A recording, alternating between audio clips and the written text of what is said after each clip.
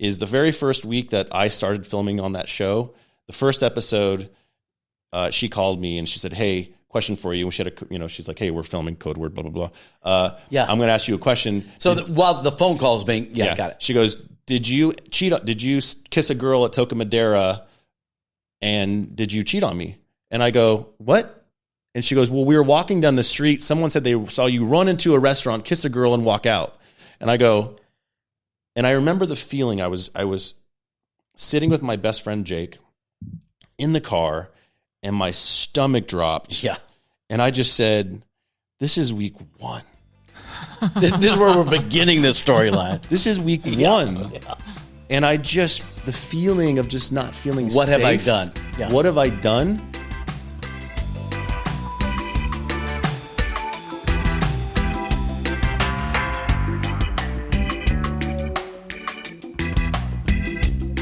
Hi, let's just go. Yeah. You down? And there. Hi. Yeah, hi. What's up, everybody? You know what I keep thinking, Kaylin? Yes. I have a friend who's going to come on the show. She agreed to come on the show that just started a podcast.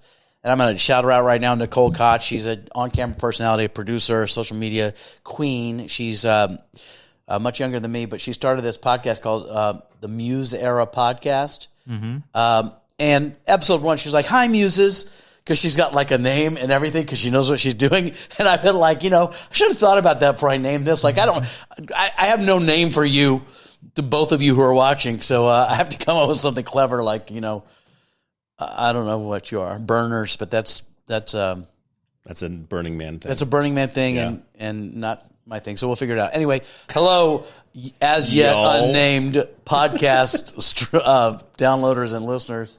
It's your boy Mark. Welcome to Bonfire Talks Podcast, and I'm really excited. I've got a guest who I appealed to because we're friends. And what I love is that this is a friendship that had nothing to do with show business, really. So indirectly. But Robert Parks-Valletta is my guest. What's up, Rob? What's up, Mark? This has been a long journey, and hey, everybody, we're here with Mark right now on his podcast. So we're doing a plug within a plug. We're plugged within the plug. So we'll replay this one back. Yeah. Good. I love that. This is already more energy I've had. This may be the biggest episode I've ever had right now. Probably will be. Or the worst. One of the two. By the way, synonymous, by the way. Worst and biggest can always go hand in hand. So glad to finally reconnect. Yeah. We have been We friends. always stay kind of... Yeah. We've been friends now for almost 15 years. Yeah. It started out with our athletic abilities. Your athletic abilities and my access to being around people with athletic ability. Yeah. Basketball, guys. Another one of my friends from basketball. NBA E-League is where we met. We were on the same team together for a little while until they moved us to other tems. They said you guys are too good together. That's exactly right. They had to break us up to get for parity in the league. Yeah. Rob's actually a very good basketball player, and I've talked about my limits there. But like so many of the people in that league, and still the case, Dante Basco, all these people, you guys still... Michael B. Dante Basco is one of my business partners, one of my friends. Right, Michael B. Jordan. John Brotherton, who we just are doing a show with Hallmark right now. Really? So many relationships spawn from that league, and it was just the curation of such amazing people who were deep in their career, like the Adam Sandlers and those, to people who were... Michael B., when we were playing ball, was like... character actor. Friday Night Lights. That was his... Yeah. That's how he got in the league. Yeah. And then we're like, that guy's pretty good. I think he's a good basketball player. And I can remember people going, I think he's about to blow up. Yeah. Jamie Foxx had not won an Academy Award. Yeah. He ran with us. Well, I always look, and Michael B. and I have been friends for a super long time. Back in the day, I was running my charity, and I remember I was doing this event in Hawaii, and so I was curating like 5 to 7 guys I could afford to bring out to Hawaii. Yeah. And I was like, oh gosh, I was like, Mike, I want to bring you. I just don't know if I should bring you or if I should bring McCall or whatever. And I ended up bringing someone else outside of Mike, and I look back now and I go, I probably should have brought Mike. Yeah, probably. I think about that too, about people. But I got to take this off. People that I didn't realize were about to be huge, but I've never been like the clout chaser like that. No, I love. Although today I'm chasing all of your clout. Yeah, but that's relationships. I think at the end of the day, the biggest thing that I've always learned, and this was instilled very early on with my sister, which is in the entertainment industry. She basically just said, "You're not cool. The more popular you are, that's the most sisterly thing I've ever heard. In all the things that you do, yeah, you're not cooler than anybody else. Your job is just seen by more people. You're just the quarterback on Friday night in high school. You're just doing what you'd love to do. Just more people see it. Just go, don't believe your own hype." And that's kind of been by the baseline. way, your sister Amber Valletta, yeah, who those of you who can't place it immediately, you should, is the love interest of Kevin James in Hitch, is my touchstone for her, although she's got much more of a career than that. But what great advice that is. First of all, my guest, Robert Parks-Valletta, is my friend and mentor on a lot of levels. And that's why I invited him here until my daughter Goldie flipping fangirled hard because of Vanderpump. So you guys know him from Vanderpump Rules and other stuff. You were on Young and the Restless. You can Google. He's been in the business for a long time and done incredible work, but has inspired me many times over, including this podcast. We talked about this before I started it. And so we're going to talk about all that stuff because am I okay? Yeah, I'm just going to move it in about 5 minutes. Yeah, we good? You don't want me to do this at all, Caitlin, do you? I was going to come do it. Yeah, sorry. I'm sorry. It's just laying on my belly like a child. Okay.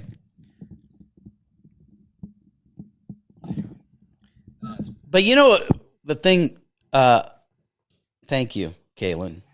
You are really, when there's one set of footsteps that's in the sand, that's when you're carrying me.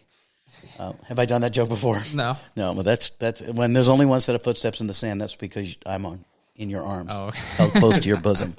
Thank you for carrying me. Here's who you are to me, Rob. Besides basketball friend who never made me feel terrible when we would play. You approach life without doubt. You are an out-of-the-box thinker, but beyond thinking, you're a man of action. You get things done. And we're going to get into that, but before we get into that, I want to talk about how most of my audience, the connection for my audience, because most of my audience knows me from reality TV. Yeah. Although my life started before and continues after, and the stuff I talk about really rarely has to do with reality TV, mostly contractually, because I can't talk about anything I want to talk about. But it's a big impetus of where everybody knows. Yeah. It doesn't matter what I do. I'm the guy that can hang a TV up in 7 minutes or less. That's right. I'm Rob.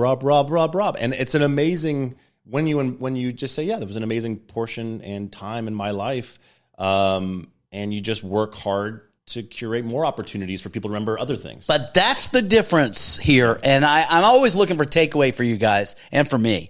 And the difference here is you get an opportunity like Vanderpump, right? Which may have not been so much an opportunity as you giving a gift to somebody else, which you were just sharing. We're going to share again. But where others get a break or a moment and then go, well, this is the ticket. You see everything as catalyst to the next thing. It's a building block of, like you said, curating more opportunity. Yeah. How did the Vanderpump thing come around for you? Love. You loved being on TV? No. No, I mean, I'd like to have that more defined. I think the baseline of everything you do, my life word is integrity, and I try to live by that. And my mom said, as long as you live life with integrity, you'll be good. Veer off and head into wherever you want to go, and you'll very quickly realize where it's going to go. But I dated a girl who has been on the show since the beginning, Scheanna. Of course. I dated her before she was on the show. Right. And we were just young kids that, we loved each other, and she was awesome. And we have a lot of great memories, and she's full of life, and she's playful, and she's one of the most kind humans I know. And she got married, and when she got a divorce, we reconnected, and it was love again. We just kind of was like, I love her. She's an amazing human. And the conversation a couple of months in, I think it was 4 or 5 months into us dating, she goes, by the way, I'm on the show. Would you want to do the show? I'm like, I don't think it's my thing. I'm running my other production company. You'd already started production. I already started my production company. I had 40 employees, and I was deep in the woods, and I was deep in the weeds with that. And I said, I don't really know if that's my thing. It's kind of a drama-driven show. And I was thinking how funny it is that as we talk about Vanderpump Rules, the way into it was love and integrity. And I don't know that those were the two words I would have put on that show, especially its latest incarnation. Well, yeah, and I think that's the baseline of it. I think the baseline was love and integrity with the person that you are doing life with. Right. This is work. Like, and I know a lot of people, if you're on camera, if you're doing anything, it is work to me. And that's how I mentally thought about it. Right. So it was presented, do the show. I told her very clearly, like, most relationships don't last these things. I don't really feel super comfortable. And she was like, I will make you feel comfortable. Everything will be fine. And I was like, okay, let's go have a conversation with them. Had a conversation with them, and they said, hey, we want you to do the show.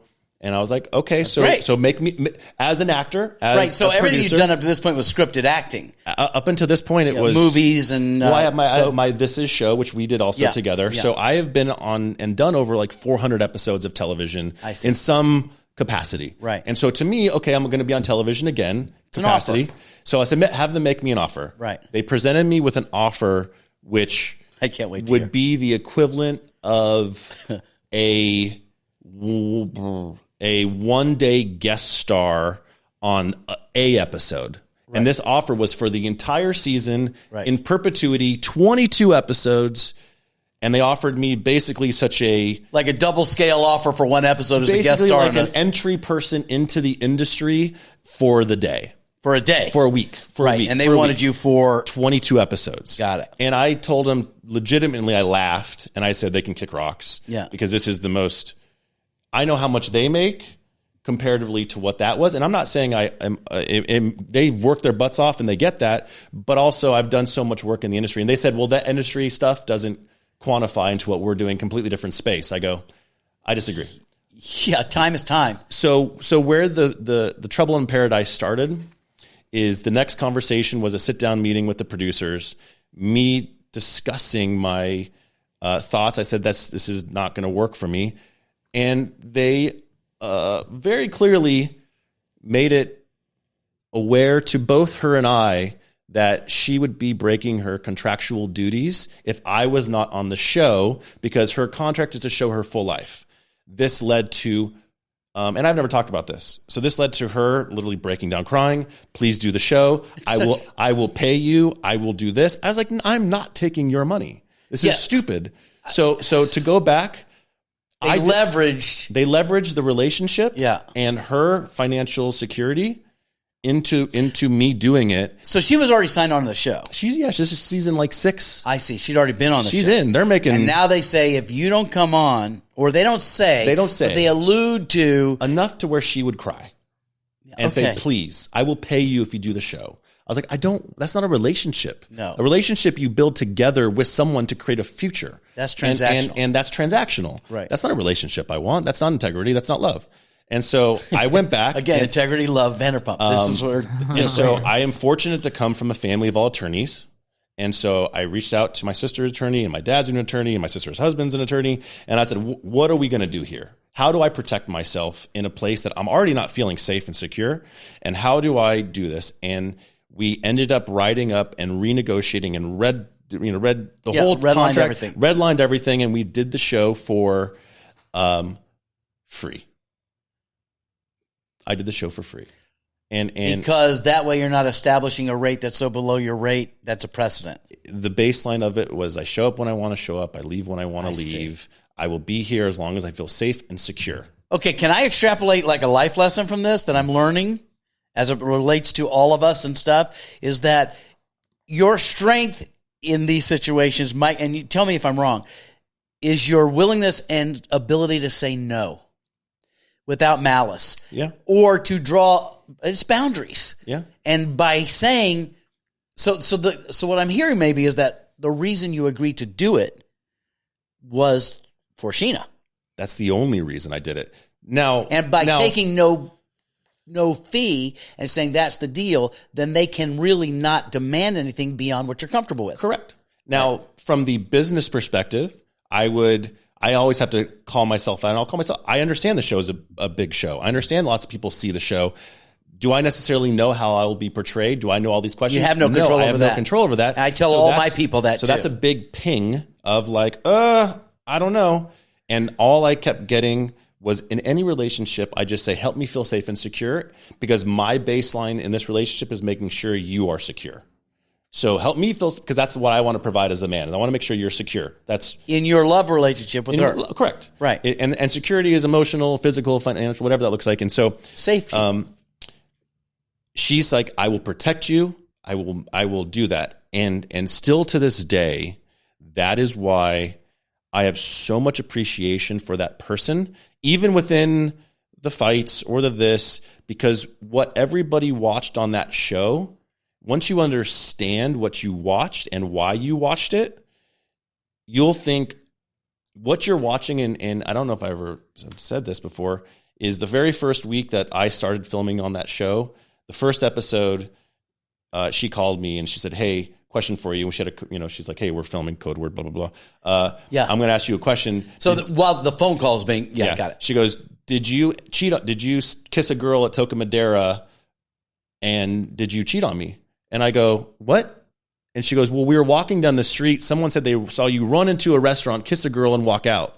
And I go, and I remember the feeling. I was sitting with my best friend, Jake, in the car, and my stomach dropped. Yeah. And I just said, this is week 1. This is where we're beginning this storyline. This is week 1. Yeah.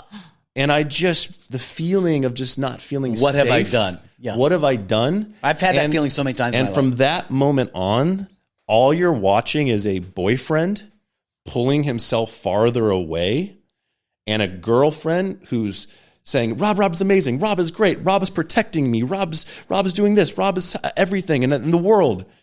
And you're watching me pull away because I'm feeling more and more unsafe. And my traumas in my life. Sure. And how I became an avoidant in relationships is because of trauma. And so what I would do is I wouldn't say anything, and I'd be the man, and but I would avoid conflict, avoid trauma by just shutting down. And so you're watching a girlfriend cling and pull and try to bring me back in, all the while all this drama is happening and the show's happening and this happening, and then I see a camera on me and I'm going to be quiet, and then she's talking about sex, and I'm like, my grandma's listening, and I'm like, oh shit, oh man, oh, it's like, it's so interesting too is that you can't manage reality TV when you're on it. No. And she's protecting you while she's getting all this pressure to give them reality TV. Correct. You're withholding for fear of protecting people like your family and yourself. And your only reason you're there is because you're supporting her. Yeah. And then the reality machine is just cranking it out. And it was, and the way they edited it was so good. And they're so talented over there, those editors, because it came off like, I'm like, I don't know how it came off, but in Toulouse to the very end of it, and we did break up at the end because, I'll be honest, I checked out. And I think I've seen you say that before. And that is an issue that I've been working a lot in my own personal life is working on not checking out and communicating better, because I can't be a person of safety if I'm checking out. And everybody's like, he did the show to get the exposure and the press. Look, I did the show for free. Did I also know that show is going to be seen by a lot of people? Sure. In a good and bad way, yes. Yes. I took the risk both sides. Yeah. So I knew what I was signing up for. Did it help me? I don't know if it helped me or didn't help me, but I know that people know I can hang in TV. So here's the thing. If I would have got a sponsorship deal for Samsung TV mounts, I would have said it really helped me. Yeah. But no, to be fair, like, well, that's an interesting question, because I think that from the layperson who's watching, who's not in the business, say the reason that people go on reality TV is for clout and to get business. And I was wondering, Vanderpump's huge, and you get recognized everywhere from it still, and I'm wondering what blush came your way. Well, I think portion of it is I acknowledge that a lot of people recognize me from that. And I was a place in my life that I did, and I owned that, and it was based on Scheanna. So I appreciate Scheanna, and I appreciate. Where are you guys now? Are you? Scheanna's married with kids. Yeah. We still talk here and there. but I respect her relationship. That's She's right. married with kids. That's right. I'm not going to push. I'm not going to involve myself as an ex-boyfriend. All I can do is stand back and say, if you need me, I'm here. That's if right. you guys, I love your family. I love you. I'm here to support. But it's not. It would not be appropriate to have an ongoing friendship. No. I think this is an important thing we can also take away, that even though we'd like to say everything is altruistic and friendship is friendship, that deference for people's relationship means that we distance from them out of deference, out of, and also respect, integrity, respect. And we still, we'll have a blow up here and there because she'll say something that gets picked up in Us Weekly or this or that. And it's my name's attached. I'm like, just talk to me first. Yeah. Like, which is part of the world. And impossible to control. Correct. Because even in this podcast, we're going to have a conversation that we're not premeditating, and something can get pulled. I responded to somebody that DM'd me just with an offhanded thing, thinking I want to be that guy who's not jaded by Hollywood. So when people DM me, I respond. Yeah. And I did, and it showed up on Reddit this morning. Yeah. And stop doing that. Yeah, well, I keep forgetting I'm on TV. Yeah, I keep forgetting that I'm one of those dudes. But it's part of your that's the uniqueness of what I always go back to. It's like we're just doing what we love to do, and we like the industry. We sometimes have to take a step outside of ourselves to realize that the world sees this through the lens of a box, and we forget that projects box, a lot on that. Yeah. And the box isn't our day-to-day. The box isn't your family. The box isn't our feelings, our careers, our thoughts, our emotions, our relationships, our intimate relationships. So you've shared already stuff about past trauma that I'm certainly not going to ask you what the trauma is, but how that shuts you down in relationship and how you're trying to work through that. That's real stuff. Yeah, that's our day-to-day. Yeah. Like, everybody understands the narrative that is sold. I do a home show right now. I should go around showcasing the best vacation rentals in the world. And as everybody's like, you're in Tulum, you're in Tahiti, and I'm like, it's amazing. I go, it's 14 hours. I was about days. to say, but the show is Staycation. Yeah. And it's one of many. And I need to say to them in front of you, so third person, my esteem for this guy is way beyond reality TV or acting or basketball. But he is, in my opinion, the model of when the world says no, he says thanks for sharing and just does. In our business that likes to keep things in boxes of how you're supposed to produce and how things get sold, we've had so many meetings and talks about it. And Rob has just created, his own empire that is done in a way that not other TV shows are done. How many episodes of Staycation have you produced and hosted to date? Thank you. I appreciate that. Yeah. We're in this industry for a long time, so I appreciate that. Yeah. I have produced through 2.5 years, 28 episodes of Staycation. Started out as a little local show. Now it's nationwide syndicated on CBS and CW. We've won, regional Emmys. Several off of it. Emmys. Yeah. How many Emmys do you have? 4 off that one. Holy shit. Mark DiCarlo only has 3 so far. Yeah, I can't win the hosting one, so I figured they like my face enough to get nominated, but not enough to keep me around. But you know what I'll say? Producing Emmys mean more than hosting Emmys. Yeah. Except for you need that hosting one in your bathroom. Well, I have toilet paper in my bathroom. That's all I have. But that's going back to it. It's like my mom has called me a kite since the day I was born, and she goes, "You are going to go soar, and you're going to crash, and you're going to soar, and you're going to crash." Wow. Okay. And you just need to have the people in your life that are playful and passionate about picking you up and slapping you on your butt. It's like, we got this. Let's go, because that's all you need. And I embrace that now. On how I operate my life is my life is about making it. And I think which is the title of your first book. Which is the title of my first book. All right, let's just slow this down a second, dude. Because one of the things that I really am impressed with some of the young people I've had exposure with in the podcast and YouTube world, one of them specifically is Cody Ko, that you guys know. I did like a interview with him, and I was able. He's a huge YouTuber. I say that to you, but everybody else knows who he is. What I take away from him in this new version of media is that, when we came up, you're in a lane. If you're an actor, you're an actor. If you're a host, you're a host. If you're a producer, you're a producer. Yep. If you're an author, you're an author. If you're a musician, you're a musician. Cody, I just need to let you know how much I really, really, really look at you as a mentor, even though you're like 12 and I'm 100. But what I learned from him is that started out on Vine, podcast, YouTube, music, like huge music, training for triathlons, and that's the whole route. So what I'm getting at here that pertains to you is that the industry now has created that there is no lane you have to stay in, you're every lane. But you've been doing that for decades now, a couple decades before I saw anyone doing that. And that's the thing that really impressed me is that when it used to be, Rob, he was on Young and the Restless and did some movies and so he's that actor. No, he's also a host. But did I just see he's executive producer of the show he's hosting? And is that a book? And you have a production? You were doing this well before anybody I knew was doing this. And you are still doing it bigger now than you were. Yeah. Staycation is an episodic show where Rob goes to places you can rent and go to for vacation and showcases them that you may not know are great. And it's sort of a mixture between Shark Tank meets a home show. And the idea was, how can we create a show where in real time people could actually book the places that we're watching?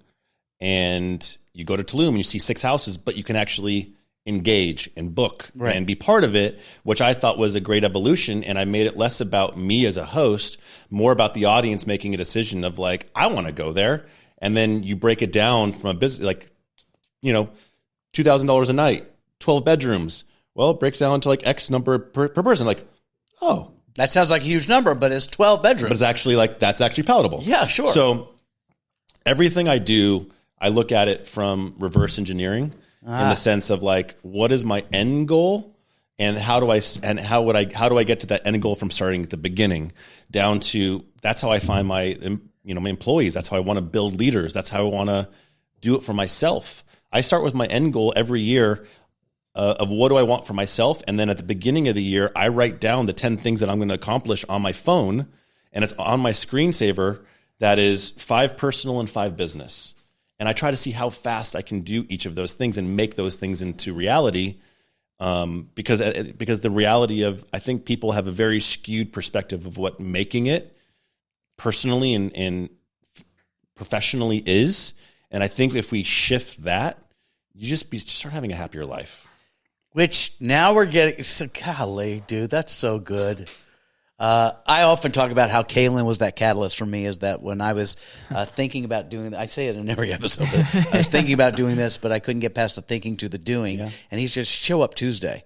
You're that dude. Yeah. And every time we've had a lunch or a coffee or stuff, it's always, even though it may come out of a request you have of me, which I don't even remember the request, it usually ends up being, how can you be of service to me with resources and sharing what you have, which, if you're trying to do anything, this is like what we talk about with self-help. It's all great to be able to be a self-starter and do things on your own. And self-help is great if you can help yourself. But it's the areas that you don't know and the places where you aren't strong, where you build team. And you're an expert team builder and teammate. And I think that if I were going to describe you, I think that's the energy you give off is being of service more than making requests. I hope so. I hope 100%. I hope that if in my life, if everybody gathers at the end of it and just me being, makes me like it, but that's just like my core passion, me being able to help more people than I'm able to help myself. If I'm able to do that, and I generally mean that, like that's a good freaking life. I talk about this a lot. And I see you getting a little choked up. It's because it's me. I mean it. I genuinely mean that. But here's the beauty of that. I think at first blush, people hear being of service to others as being noble and so, I look what a good guy I am. But what I try to tell people is the best version of you, like what you're meant to be on the planet, is when you're being of service, because you're out of the way of your ego and the trauma and all the things that stop you. The self-serving, self-absorbed, self-doubting human condition of the flesh suit, right? Yep. is not your real you. The real you is who you are when you're out of your head and into action. Well, sometimes Which starts I never knew this. So you're starting at Vanderpump. Most people say, well, he's dating this chick. She's on the show. This is going to be great for him. So he glommed on. Or I'm painting in a dark way. Yeah. I don't know if anybody feels that way.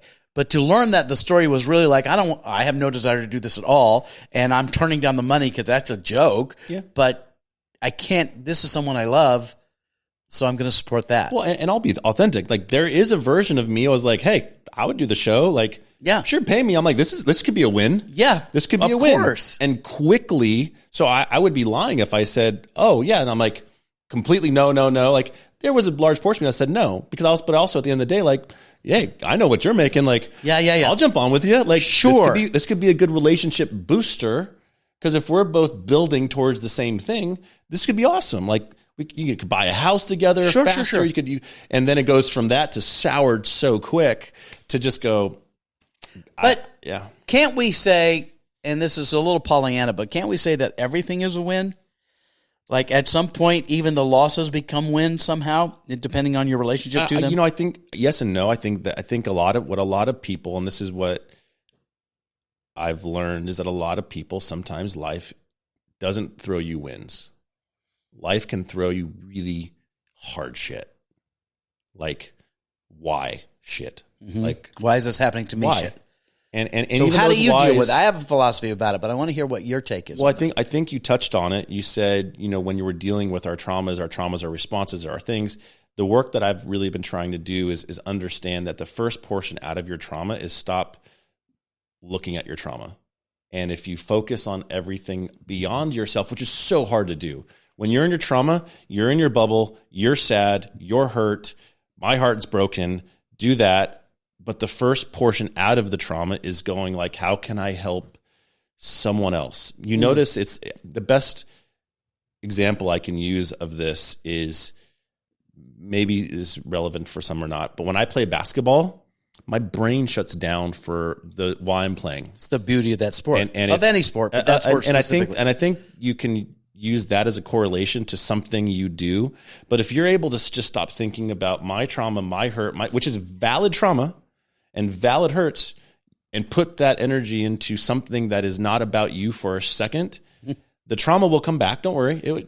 It's there. You got an hour break. Yeah. But that is, but that's a start. And I always just say, whether it's a broken heart, or which could be relationship, could be loss, it could be your business losing. It could be betrayal. It could be everything. It could be, and you just, it's not that the trauma didn't exist and isn't part of you and doesn't inform you. But I think what you're talking about is the difference between like talk therapy and cognitive behavior therapy and stuff like that, is that we can spend the next 20 years talking about this trauma and why and how and my relationship to it, or we can accept that it is and will always be there. And now what? What are the tools? We always talk about the toolkit. What tools can we now use? Yeah. It doesn't diminish what we've been through, but what's the choice we make? What's the empowering choice we make as humans? Yeah. And that doesn't deny the things that have happened, but it informs what what you embody all the time in business. And now I'm hearing more. I'm so glad we're having this conversation, because I know you and feel you. So not in a creepy way. I'm not opposed to that, but it's not. Yeah. But it's not what we've done. But I emotionally connect with you, and we have a circle.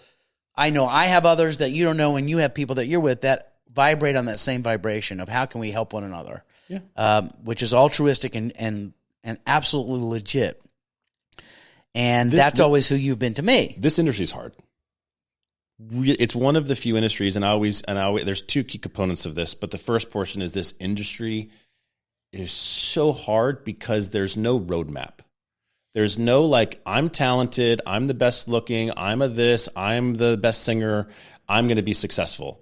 If you want to be a lawyer, a doctor, a construction, you can find mentors, and they will guide you and help you in that direction. Even the concept of hard work gets you to a point. Doesn't. And I am a perfect example of, my sister is incredibly successful. It didn't do anything. I mean, maybe I don't know what For you. For me, like I can't point a finger, like I can't place it that this did something for me that makes me successful.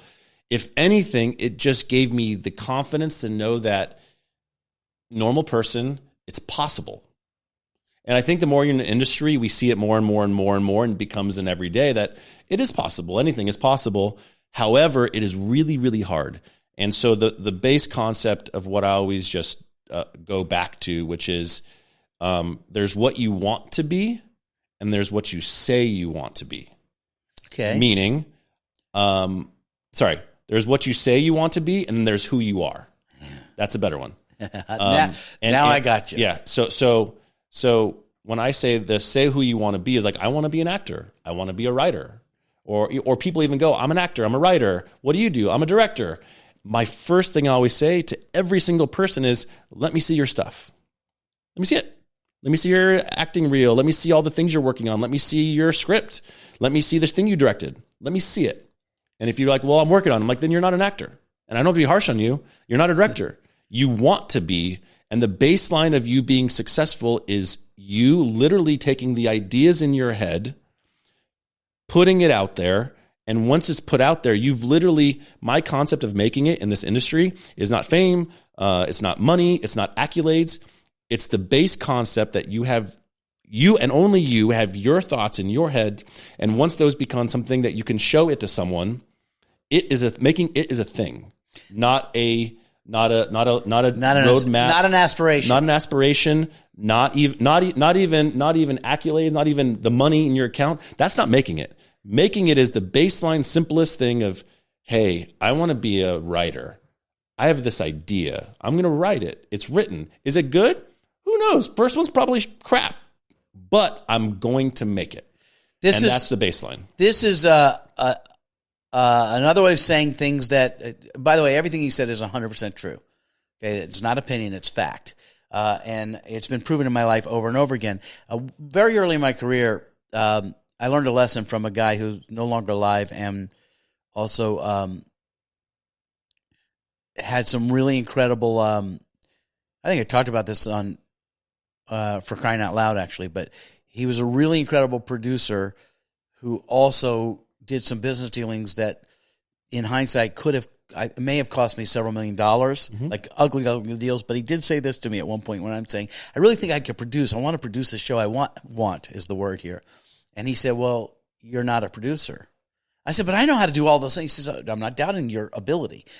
I said, why am I not a producer? He says, because you're not a producer. Well, when am I a producer? He says, when you're a producer. And he loved to talk in these parables that it was like Yoda. Yeah. Well, that is the cart before the horse. But what you're saying is, and I always say wanting something says the universe, you whatever your words are, the universe responds with actually that. So if you say, I want to be a producer, or I want to be an actor, or I want to be a millionaire, the universe will give you exactly what you said. You will always want to be it. Yeah. And so what you're talking about is when you do it, then you are the difference between wanting to do something and being something. I say there's what you said. It started to say there's what I say I want and what I'm actually doing. So I say it as there's what you say and what you intend. Yeah. Intention is different. Yeah. Intention is, and if you don't know what your intention is, look at your day. Everything that's happening in your day, that's your intention. Now, you can shift that intention if it doesn't line up with what you said you wanted. Yeah. But the reason it's not that is because if you're sitting on the couch all day long, your intention is to be lazy. Well, I'm gonna push back. Not push back on one thing. I think a lot of things that if someone is young and they're figuring out, there's a portion of if you know what you want, that's the middle. I think there's a lot of people right here that they're young. They don't know if they want to be a doctor or an actor, a writer or this, and it's confusing and it's this. And they're trying to figure out, well, what do I want to do? The joy, the first joy you find in your life is when you make the cognizant decision of like, I'm going to be this. I want to be this. I want to be this. Right. So it does start with a want. Okay. So it does start with a want because it has to. Because I think, and you try a bunch of different things and you find what resonates and you find the thing you want. You're like, I want to be that. And so it does start with a want, but very quickly from the want is where I go, okay, now I want to be this. My roadmap from wanting to being is actually much faster, much healthier, and way kinder to yourself than you thought. Meaning, please, it can start with this. We'll do an easy one that everybody can relate to. I want to get into shape. Did my wife call you? Yeah, but it's the truth. I want to get into shape. Like literally this morning's conversation. And once you've worked out for 2 months, you might not look drastically different. You might look a little change. But the one thing I will say is if you ever dedicate yourself for 2 to 3 months working out, doing something, you do feel like you're in better shape. Not 2 or 3 months. 3 workouts. Yeah. You start looking in the mirror going, well, okay. You start doing a little flex. You're like, I notice it. Right. I see a half. I shaved that 6-pack in, but from far it looks good. I have an ab. But that's the only way I like to use, ways for people to relate to it, which is like, it sounds stupid, but the truth is when you work out, you feel better. Just like when you are wanting to be a writer and you finish your first project, you can literally say like, I am a writer now. And there's I have so many tips and tricks on how to break into the things you want to do. But the baseline of it is define what you want to do, create a want, and then make it. And then from want to making it, you've defined yourself as now I am this person. And because it's tangible. It's a thing. Everything from here, I'm just taking the training wheels off. I am getting better. I'm going to do a wheelie. I'm going to go faster. I'm on a motorcycle now. I'm doing this. I'm on a roadster. I'm going down the track. As opposed to what I've been the victim of and talk about a lot is I imagine me riding, to use your metaphor, I imagine me driving Formula One. Mm-hmm. And I'll sit there and ideate behind that as opposed to build a wooden go-kart and just roll down the hill first. Yep. At least that's a cart. Yep. Like that's an actual car. Yeah. But we all do that. I think a lot of people look at the box, the television, as I want to do that. Because who wouldn't? It's the idea of being on set, telling these amazing stories or intertwining or whatever. We're at the one place in time which is so unique because whatever you want to do as a creative, you have the platforms that you don't need a network backing you. You don't need that. You can literally create a podcast tomorrow with $1,500 in your pocket from your job at Foot Locker, and you can say, I'm going to do this, and I'm going to do this every freaking day. And there's people I follow that are just so impactful, online, like Gary Vee and these people, where they just do it. And it's, it's like, I always, that is the time we're in, and it's only going to get better because AI is curating these programs that literally, if you are a creative, this is the moment that you can be the next Spielberg because you're no longer beheld to network budgets to get sci-fi stuff. You can type in, hey, here's a story about an astronaut wearing a cotton hat that's in red and he rides a motorcycle in a barren desert and he's doing this, and we go curate it and it will aggregate the visuals for you where you can now make movies and do things. And we're at the Atari phase of this. We're at the beginning phase of this. Trust the process, integrate technology, and if you have it, let it go. Well, that's really interesting. I just finished hosting this corporate event in San Diego for the Association of General Contractors of America. Shout out to my boys out there building infrastructure, building America, boys and women, and the most inclusive business is getting far more inclusive.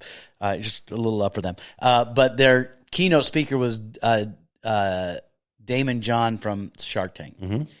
And I was walking out with him, and he said something to me like, if you're not leaning into AI right now, you're an idiot. And I have not done one AI thing. I've done artificial. I don't do intelligence a lot. Yeah. But what is interesting to me is that you have been that forward thinker before these things. You've always been an early adapter, Rob, of all this stuff. You've always been an out of the box. I said that at the beginning. You're an out of the box dude. I'm a kite. I will. You'd rather crash. I would rather soar. Yeah. Yeah. I've crashed so many times. Yeah. Well, but it's easy to fix and get back up in the air. I mean, no, it's not. No. And the one thing I will say, it's hard. Like the amount of times and the energy it takes to crash and hurt and be told no, and then deal with things with a broken heart, and then continue in business, and then go there, and then try to fix your personal life, and then try to fix this, and then it's exhausting. Like, I'll tell you, man, it is absolutely exhausting, but I couldn't do anything else. I couldn't do anything else. I can't sit behind a desk like my dad 60 hours a week. Yeah. I can't. And there's no way I'm going to fail. But then it hit me one day that I'm like, oh, I'm not failing, because my dream as a kid was to be in the entertainment industry and travel for a living. And I thought it would be like Bradley Cooper, making movies and doing things. And then I realized, oh, I am living my dream. It's just your dream is different than what you think it might have been. Also, this goes back to what I was saying about intention. Yeah. It gets manifested by what you actually intend. And you've manifested a life that is, like you said, it may not have looked like what you thought when you were vibrating on, I want this life where there's travel and cameras and things like that. It may not have looked like what it has appeared to be. Mm-hmm. And the one thing you said about exhausting and pain and failure, and the kite metaphor is one I'm probably going to play with for a long time now, so thanks for that, is that life keeps lifing all around us. Yeah. It lifes all around us. And it's uncontrollable and scary, and let's just say this, like the whole adult thing, like adulting, I'm not into it, not down. It's hard. Not down. And that's a problem, is that meeting life as life's all over you and accepting it as is, and then getting back up is really difficult. Before I send you on your way, because you came from a meeting, you squeezed me in, and you're probably producing 6 episodes of something today. He's got like this office not far from here, actually. Yep. Although did you open a new one in Dallas? We opened another office in Dallas, and then we're working on the 3rd office right now, trying to go international. I want to curate a really cool life, and we already are, but I want to be all over the world, and I want that. Like that's on my list. But not 10. Only that, but what I love is that you want to curate a really cool life of travel and all these things. But the way that you're doing it is by sharing how others can do that. Isn't that if you can't get that lesson, back to what we're talking about of being of service. So because I say being of service to others is not, this, I work hard, but this is my philanthropy. It's not that. It's when you're vibrating at that level, it's only enhancing your life. So what is happening is you want to create for you this life of travel and luxury and excitement and beaches and snow-capped mountains and all this stuff. And what you have created, whether you intended this specifically or indirectly, what you've created is a way for you to have that. But the purpose of you having it is to show others that it's accessible for them. And you don't have to be a famous rich guy to have it. Yep. These are rentable things you can go do. Before I wrap this up, and by the way, staycations on the CW and CBS, and it's going to be Pluto, Samsung, all that. And where can we find you, like social media wise? Rob's Valletta, ROBSVALLETTA. That's my social, where you can just see me at a bunch of cool houses. And every day I'm like, look where Rob is today, and I'm still in the valley. Yeah. But I want to just touch on this to wrap things up, because you touched on a little bit, love, and trauma and withholding and things like that. Where are you right now in that world and that journey for you? That is my biggest job right now. I've done the work, as much as the work is progressive, obviously. I can call myself out very quickly. I realize that I've created some avoidant techniques, like lightly avoidant, to protect traumas. And the big thing is, I keep saying this, and this knowing what you want is, I want to be a place of safety for my partner, emotional, physical, financial. Okay, but what about for you? I'm bonfiring you a little bit right now. I love, and I, you know, I truly love someone. And Right now? Yeah.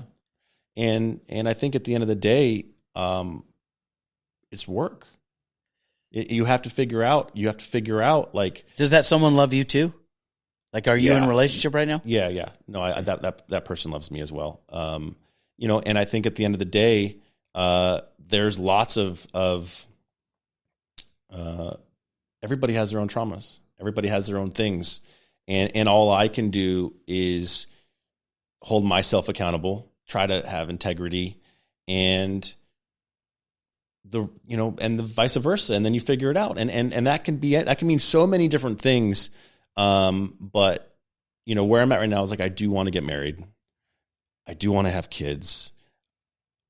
I'm ready. I've got that point where I'm like, I want to go down that really hard path of kids and take on that responsibility.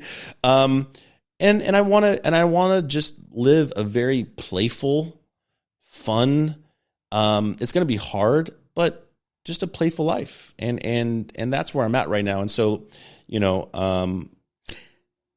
yeah, that's the place I'm in now. Okay. Can I say something to you? Sure. Providing safety for the person you love is what we do in relationship, and that's really healthy, or at least being a safe place for the person we love. Yeah. But the delusion that we're going to be safe in love is possibly something to look at to let go of. There's nothing safe about relationship. Yeah. Except, and except for me, except for the fact that the danger of it, of what pain comes from that lack of safety, is the ride, and we get the choice of our relationship to that pain, or to that ride, let's say. And so, who you are to the world, I can imagine, is really wonderful in relationship. The soaring part of the kite metaphor is that you can turn some of that abundant love to you, because you're worth that. Yeah. Look around at all the people in your life and how high, what esteem they hold you in, specifically, not you. I'm talking specifically to you. Mm-hmm. But I know the power you have. I know the workers around you. I know how you've been with me. I know who you show up to be for everyone I've seen you be around, which is unabounding support and possibility and love and safety. And I'm just going to say that you get to do that for you too, because you're worth all of that. Well, and that's the journey. I think the journey is I think sometimes when you have the mindset of making everybody else happy, that you have to also understand that your happiness, my happiness, I can make myself happy. Well, and I can find everything I need within here.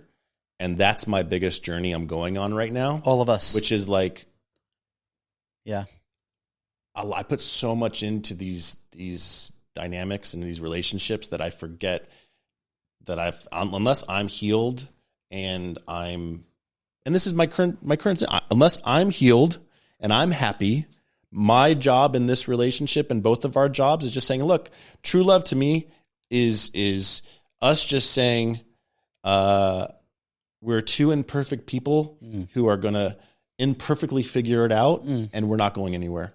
And that's great. And that is what and that when I feel that moment, and I'm going to call myself out. I'm the first one to put an avoidant wall. Hurt's coming. I'm going to push you away. Sure. And I'll call myself out. But the moment I get to that place is, and I have to get there for myself first, is the moment I get to that place, ring, gone, married, off in the sunset, a lot more adventures, just different adventures. Okay. I think you're definitely on the path to getting there. I think, it's like, you use your own shit on you, is that, the thinking about the destination is farther down the road than actually being at the destination imperfectly right now. So I really thank you for being here, Rob. And, I love how these conversations, Caitlin, start as one thing like Vanderpump, and they turn into these deeper things. And I get to be the student. Occasionally I think I know stuff, but I'm always amazed at what I get to learn by having friends come and talk. And so the books, this is a new book here. I want to show this one. Yeah, so this is a new book. This was actually made as a joke, kind of. Okay. It was made as a joke with two running screens. The first screen is I got out of a long relationship, and she had two kids, and those kids were really impactful in my world, and I couldn't cathartically, when people talk about hurt, I couldn't cathartically get over the loss of three people. Right. Because when you break up with someone that has kids, you break up with three people. It's a messy thing. And it's hard. And so I cathartically couldn't get it out. And so I wrote, I wanted to do a book called Frankie's Note. And the concept was very simple. If your dog became human for a day, what would you do? And it's a kind of a magical story about a dog who's sick, and a boy who makes a birthday wish, and the dog becomes human the next day.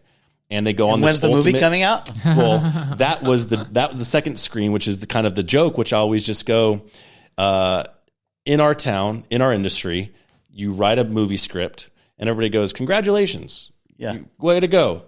For whatever reason, you write a book, people think of it differently. That's right. And it's so stupid. It is the same, but you can buy it on Amazon, but I guess maybe that's it. Maybe you publish a book, and and so for me, the running joke was, okay, but the main idea was to write a fiction book and challenge myself every year to write a book that challenges me.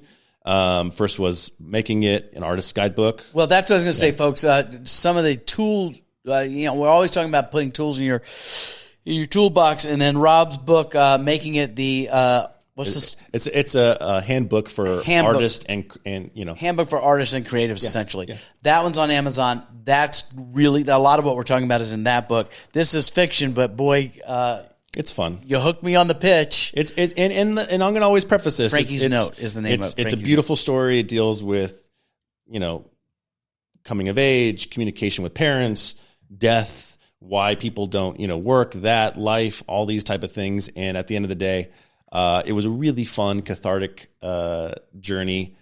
It'd be fun to turn that into a movie one day. Yeah. If I want to be a filmmaker. Yeah. Want, then do. I haven't said I wanted it yet. I'm putting it out there. Well, I was sitting literally this morning in bed. My dog is my wake up call. My dog comes into the bed around 7:45. Yep. And then I can tap him on the head like a snooze alarm, and he'll lie down for 15, and then we have to get up.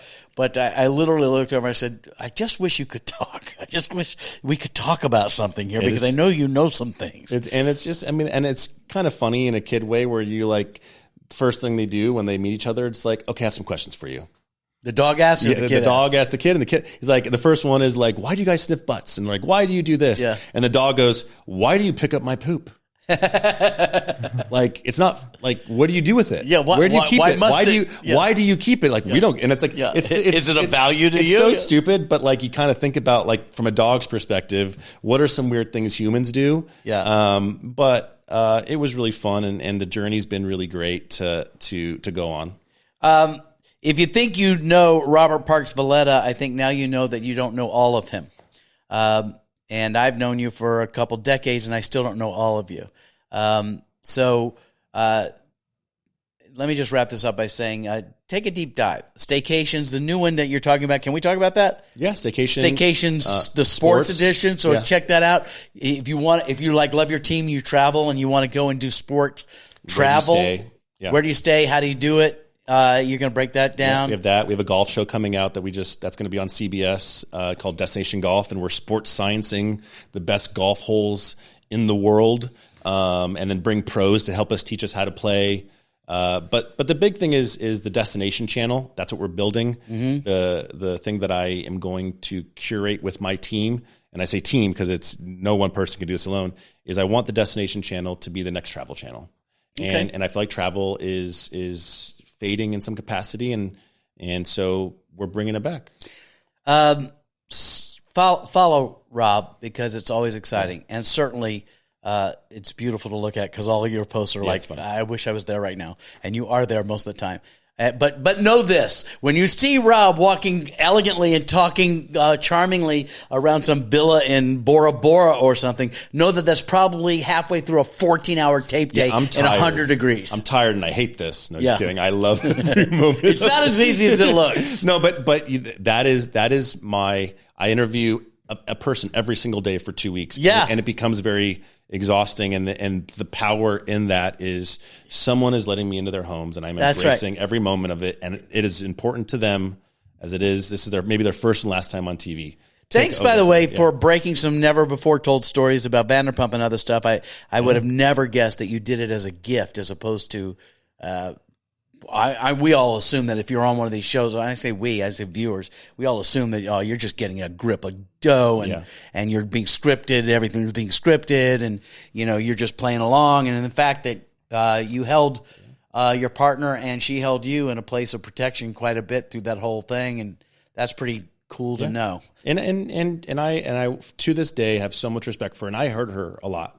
When I pushed away and I created my avoidant wall, and I pushed away and I broke up with her, it really broke her. And I have to have so much grace and respect for someone to try to protect me. But you've talked about that. Yeah, I've talked about that. Yeah, and we all have those stories. I think that's why I said life keeps lifing, and we kind of fuck it up on our way down our path. Thanks for taking time out to be with me, buddy, and know that if there's anything I can do for you. I think the favor list is I owe you more than you owe me in the favor world, but I don't think there's any O's. Okay, I think it's thanks, just buddy. Be here and do it, and I appreciate you, and congratulations on all to all you temptationers. Yeah, well, it's okay. We're still searching for a name. Yeah, we're still working on bonfire that. People. That could be I just don't know who you are. Most of the good ones have been taken. So if you have some good ideas, send them to me, because, by the way, you guys haven't really sent me a whole lot of comments. So I'll take them because that'll be cool. All right, Rob, thank you, buddy. Love you, and I love you guys. Thanks for being here every week, and more to come. There's a lot of stuff I can't tell you, but it's good, and it's coming up. So you really want to get it. I mean, it's going to be good, right, Caitlin? It's going to be fun. I think the next few months around this Bonfire Talks thing is going to be hot. Could be good. Could be very tempting. Yeah, it could be tempting. Look at that. All right. I think we said enough. Legally, we've said enough. See ya. Love you. Love you.